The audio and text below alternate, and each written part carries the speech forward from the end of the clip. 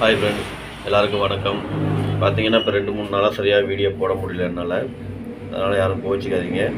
இப்போ வாங்க இன்றைக்கி உண்டான கேசிங்க பார்க்கலாம். கேரளா லாட்ரி 19/2/2026 கார்னியா ப்ளஸ் 611 உண்டான கேசிங்க தான் இப்போ பார்க்க போகிறோம்.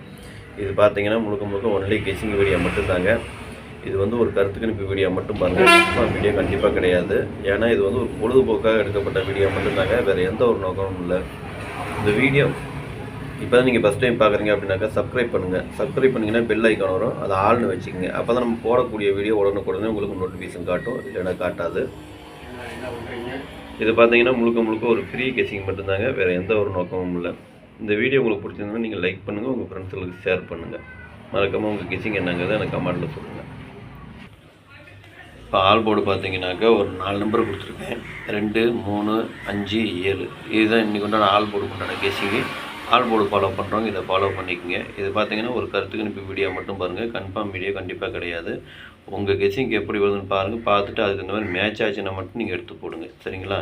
உங்கள் கெஸிங்கு என் கெஸிங்கு ஒரே மாதிரி வந்துன்னா மட்டும் நீங்கள் எடுத்து போடுங்க. ஏபிபிசி ஏசி இதில் பார்த்தீங்கன்னாக்கா 64, 46, 47, 74, 21, 12, 67, 76, 13, 31, 23, 32, 20, 02, 03, 30, 56, 65, 63, 36, 53, 35, 85, 58, 59, 59, 95, 89, 98, 66. இதுதான் இன்றைக்கு உண்டான ஏபி பிசி ஏசிக்கு உண்டான கெஸிங்கு. இதில் ஒரு ஏபியோ அல்லது பிஜியோ அல்லது ஏசியோ வரதுக்கு உண்டான வாய்ப்பு இருக்குது. உங்கள் கெஸிங் எப்படி வருதுன்னு பாருங்கள், பார்த்துட்டு அதுக்கு இந்த மாதிரி மேட்ச் ஆச்சுன்னா மட்டும் நீங்கள் எடுத்து போட்டுங்க, சரிங்களா?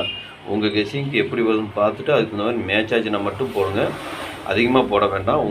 உங்கள் கெஸிங்க்கு என் கெஸிங் ஒரே மாதிரி நான் மட்டும் எடுத்து போட்டுக்குங்க, சரிங்களா? ஏன்னா நம்பர் நான் நிறையா கொடுத்துருக்குறேன், எனக்கு வந்த கெஸிங் எல்லாமே நான் உங்களுக்கு கொடுத்துருக்கேன்.